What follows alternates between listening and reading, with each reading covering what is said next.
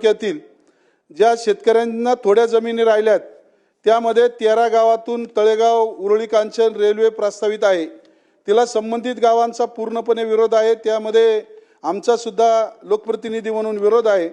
सदर आंदोलनामध्ये आम्ही सहभागी असून सदरचा प्रोजेक्ट खेड तालुक्यामध्ये होऊ नये अशी आमची या ठिकाणी मागणी आहे।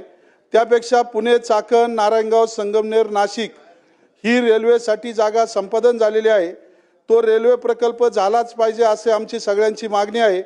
तांत्रिक अडचणी सोडून प्रकल्पाचा मार्ग व्हावा अशा पद्धतीनं त्या ठिकाणी ती रेल्वे कायमस्वरूपी व्हावी। शेतकऱ्यांवर फार मोठा अन्याय आहे। पुनर्वसनाचा प्रश्न बाकी आहे। अनेक वर्ष पुनर्वसनाचा प्रश्न त्या ठिकाणी सुटला गेला नाही। तो शासनाने सोडवा आणि शेतकऱ्यांना पुनर्वसनात जमीन मिळाव्या। त्याचबरोबर बामा आसखेड धरणाचं पाणी पिंपरी चिंचवड आणि पुणे महानगरपालिकेला दिलं गेलं, त्यामुळे कॅनॉल रद्द केला। त्या कॅनॉलच्या जमिनी त्या ठिकाणी शेतकऱ्यांना परत मिळाव्यात।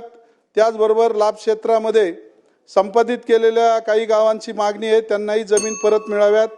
शेतकरी या माध्यमातून खऱ्या अर्थानं विचार करता आपल्या शेतकरी अडचणीत आहे।